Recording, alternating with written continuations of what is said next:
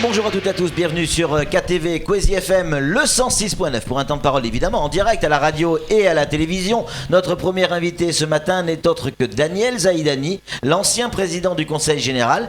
Daniel Zaidani, bonjour. Bonjour Monsieur Millan. Merci d'avoir accepté notre invitation. Première question, elle va tourner autour du déficit. Il n'est pas possible que ce soit cette nouvelle majorité qui ait créé un trou de 48 millions d'euros. Forcément, c'était avant, sous l'ère Zaidani. Comment on peut expliquer ce déficit de 48 millions d'euros ? Alors écoutez, en premier lieu, je tiens à rappeler que l'exercice 2014, nous avons arrêté les comptes, le compte administratif, à plus 26 millions d'euros. Maintenant, il est évident qu'il y a eu des événements récents qui sont venus perturber l'évolution classique de nos comptes. Récent, c'est quoi ? Récent, ce sont un certain nombre d'engagements qui n'ont pas été totalement respectés. En premier lieu, je commencerai par cette réforme fiscale, grande réforme fiscale qui a été imaginée à l'époque du Katiba, puisqu'on devait initialement en 2007 la mettre en œuvre, mais comme on n'était pas prêt au niveau de la population, avec les adressages, avec les rues, etc., il avait été décidé de le reporter en 2014, depuis 2007 jusqu'en 2014. Donc nous avions quand même presque 8 ans au niveau de l'administration étatique et en local pour discuter, pour échanger sur les modalités qui nous permettraient de faire en sorte que cette bascule fiscale puisse se faire le plus paisiblement possible, parce que comme vous le savez, jusqu'en 2014, le Conseil général avait pour ressources essentielles toutes les recettes, la totalité des recettes douanières et fiscales du territoire de Mayotte, oui. Ce qui représentait grosso modo 75% de nos recettes.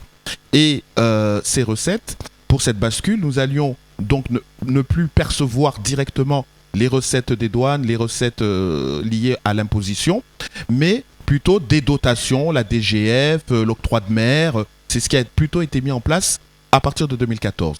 Donc, bien évidemment, pour pouvoir ne pas perturber le Conseil général, un certain nombre d'engagements avaient été écrits, signés, co-signés, et finalement, il avait été acté que l'année de référence qui allait être utilisée pour que les recettes soient équivalentes en 2014 n'était pas l'année 2013, mais plutôt l'année 2012, bien que l'année 2012 était déjà, en termes de produits obtenus, inférieur à l'année 2013.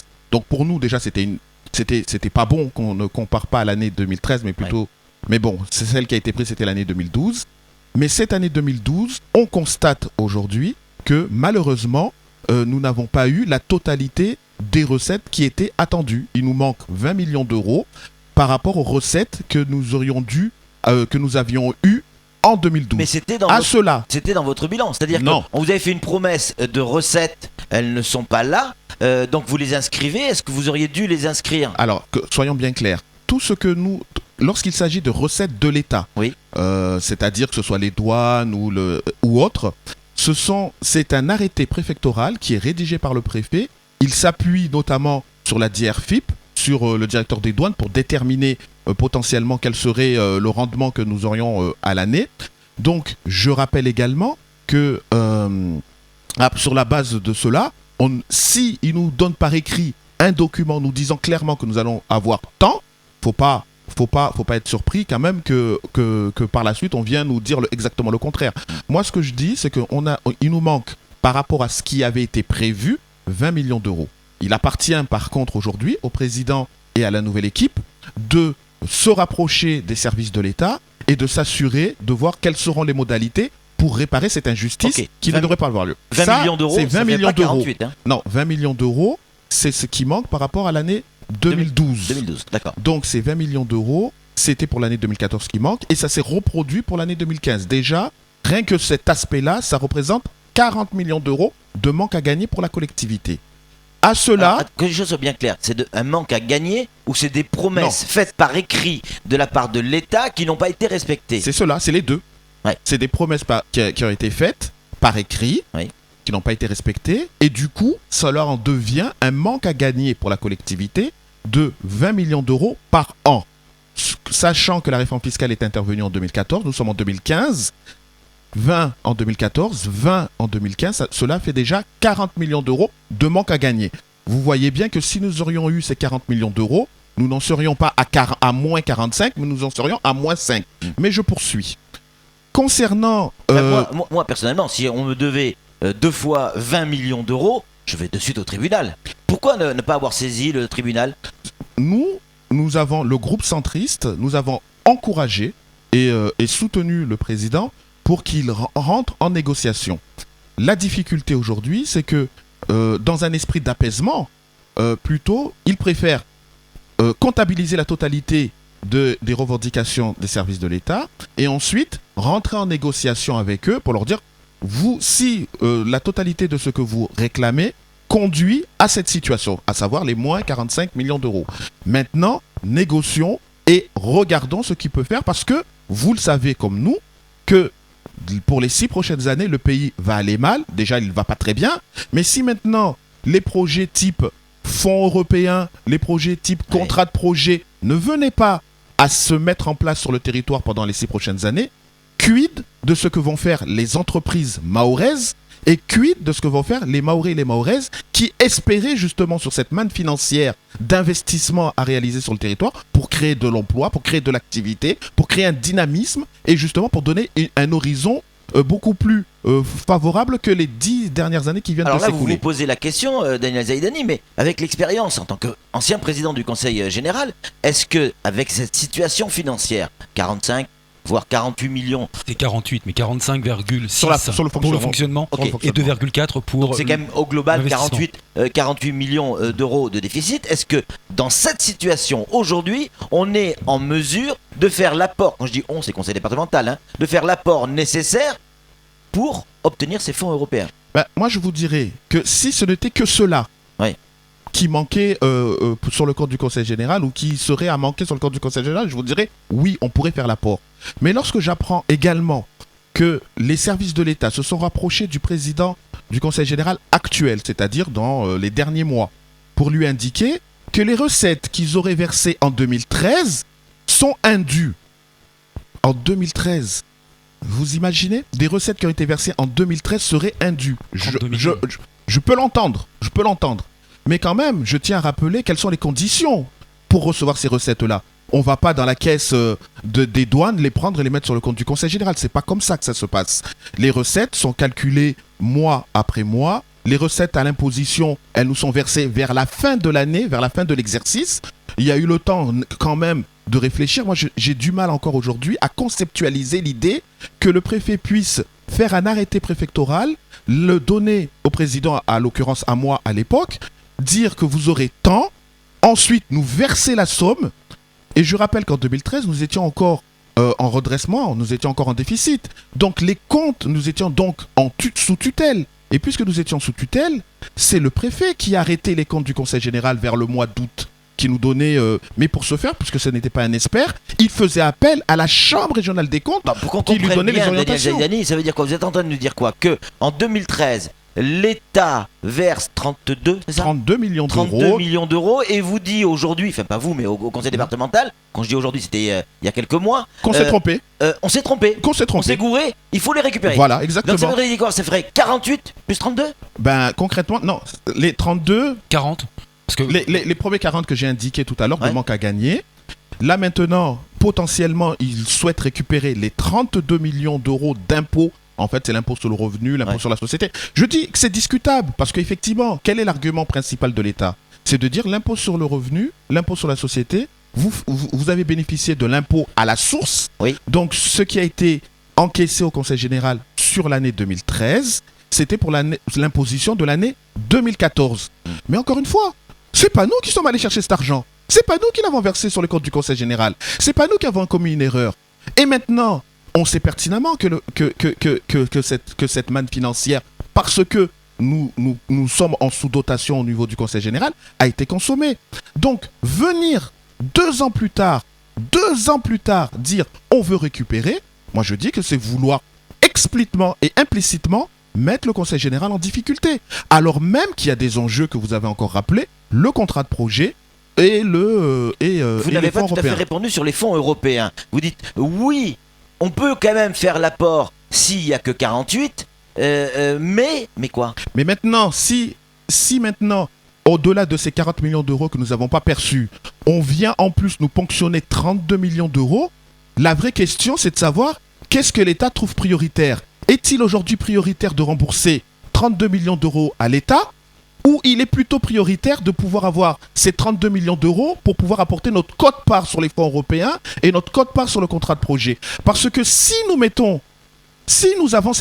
nous laisse ces 32 millions d'euros sur le compte du Conseil général, nous aurons les moyens de pouvoir payer notre quote-part sur les fonds européens et notre quote-part sur le contrat de projet. Et bien évidemment, par contre, si l'État commence d'abord par prendre les 32 millions d'euros, nous n'aurons pas les moyens. Mais le plus grave, c'est que bien évidemment, l'État n'aura pas obligation à ce moment-là d'apporter, sa quote-part sur les contrats de projet parce que le Conseil général ne pourra pas le faire. Donc ce n'est pas 32 millions d'euros potentiels que l'État va économiser sur Mayotte. Ce que l'État est capable d'économiser sur Mayotte, c'est plus de 400 millions d'euros parce que finalement, comme le Conseil général n'apportera pas sa quote-part, l'État ne mettra pas le reste. Est-ce que vous voyez ce que je veux dire? Je comprends. Donc c'est un manque à gagner énorme pour le territoire. Donc aujourd'hui, le gouvernement doit nous dire précisément qu'est-ce qui est prioritaire pour Mayotte. Ce qui est prioritaire pour Mayotte, c'est son développement. Il faut donner les moyens au Conseil général. De ça, Daniel Zaïdani. Comment voulez-vous qu'on soit responsable de ça? En quoi? Avec notre manque de crédibilité aux yeux de l'État. C'est-à-dire que, quand on voit qu'on a un conseil départemental avec 3000 salariés, alors qu'en métropole ou dans d'autres départements, il n'y en aurait que la moitié, et qu'on fait des dépenses et que elles ne sont pas forcément toutes hyper adaptées, on ne donne pas forcément le bon exemple. Peut-être que l'État dit, attendez les mecs, je vais pas vous filer encore de l'oseille. Je n'aime pas ressasser le passé. Oui. Écoutez, je n'aime pas ressasser le passé. Mais disons les choses très clairement. Arrêtons avec cette histoire d'effectif. L'effectif, il est là. Et personne ne sera licencié. Et c'est pas Swabadine qui va s'amuser à licencier des gens. Ah, pourtant, il a dit, il allait dégraisser le mammouth quand même. Non, il a dit, il va peut-être regarder les petits contrats. Les gens sont titulaires pour la grande majorité. Certains sont là depuis plus de 5 ans. Nous n'allons pas licencier les gens. Regardez IBS. Il va supprimer des DGA. Soyons très, très rationnels. Regardez IBS. Combien de temps? Ça fait plus de 5 ans qu'on dit on va fermer IBS. Qu'il y a des décisions de justice, on demande au préfet d'agir, etc.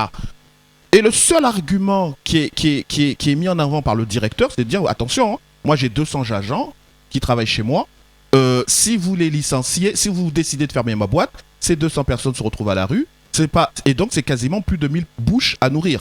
Donc, vous croyez que lui, c'est juste un chef d'entreprise et pour autant, 5 ans après, je ne vois qu'on a licencié personne et qu'on n'a pas encore fermé la boîte.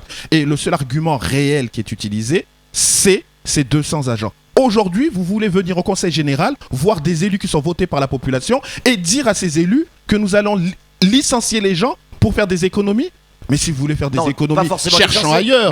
Cherchons ailleurs, voyons. Soyons rationnels. On peut diminuer qu'on appelle ça Et puis, entre nous, rythme de vie. Vous avez parlé de crédibilité. Oui. Entre nous. Il y a eu 1200 recrutements qui s'est fait à l'époque où Saïd Omar était président. Et pour autant, vous voyez bien que c'est le meilleur ami du président de la République aujourd'hui. Il nous l'a démontré, je respecte. Cela veut dire très sincèrement que c'était pas un mal. Si c'était pas bien, aujourd'hui, il serait une personne non grata. Au contraire, il est peut-être même susceptible de devenir sénateur demain. Donc, cela montre bien que ce n'est pas totalement vu négativement au regard de Paris, parce que si on devait faire les comptes, on sait qui a fait les gros recrutements, et pour autant, cela se passe très bien avec lui et avec le gouvernement actuel. Donc, moi, je dis oui. Il faut trouver des solutions, il faut dégraisser le mammouth, mais entre nous, vous croyez vraiment que quand le président dit qu'on va diminuer le nombre de DGA ou diminuer le nombre de directeurs passant de 40 à 20, oui, il le fera. Donc certainement les rémunérations seront peut-être revues à la baisse parce qu'ils n'auront plus la responsabilité. Les logements de fonction, les véhicules. Mais c'est pas vrai. Il y a des logements de fonction, monsieur le président. Moi je vous dis encore une fois, nous parlons ici de millions d'euros. Nous avons un déficit qui s'élève au total, en prenant exactement l'investissement, 48 millions d'euros de déficit. Ce n'est pas avec les logements de fonction, il y en a 6. Non, mais parce que le problème... vous avez raison, mais on gagnerait en crédibilité. On gagnerait en crédibilité. Vous estimez que ce n'est pas normal qu'un DGA ait un logement de fonction, que ce n'est pas normal qu'un DGS ait des logements de fonction. Moi, en tant que chef d'entreprise, si j'ai plus d'argent dans la société, je peux vous dire que oui, c'est pas normal que j'ai un logement de fonction. Alors, je vais faire en sorte d'avoir un tout petit logement. Voilà, si je suis en déficit, je vais faire gaffe. Moi, je vous dis qu'il faut néanmoins respecter le droit. Il y a des droits qui s'appliquent à un certain nombre de fonctionnaires en fonction des fonctions qu'ils occupent. Alors peut-être qu'il faut réformer le conseil départemental. Je ne suis pas le président Swabadine, mais je dis qu'il y a des choses qui sont utopiques de dire et de croire.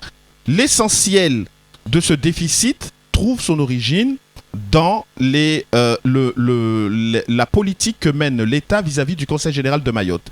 Il convient aujourd'hui à l'État de dire clairement ce qui est prioritaire. Est-ce que c'est le développement du territoire ou est-ce que c'est de récupérer de l'argent indûment reçu au Conseil général aujourd'hui? Moi, je pense que si réellement le gouvernement actuel est préoccupé par le développement de Mayotte, si le gouvernement actuel est préoccupé par l'avenir de notre territoire, il doit donner les moyens à ce que le développement se fasse. Et le développement se fera que si on accompagne le Conseil général. Si le gouvernement ne l'accompagne pas, en commençant par dépouiller financièrement le Conseil général, nous serons en banqueroute et c'est tout Mayotte, les Mahorais et les Mahoraises qui seront dans une situation sociale extrêmement grave. Samuel, pour conclure.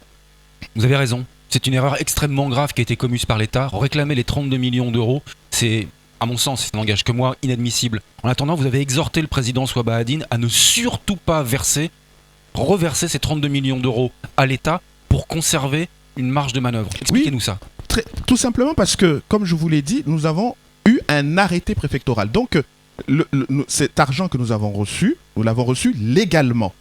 Donc, du coup, le préfet ne peut pas mettre une main levée, récupérer cet argent comme ça. Il ne peut pas tout seul récupérer. Le seul moyen qu'il a pour pouvoir récupérer cet argent, il faut la validation des élus du Conseil général pour le faire.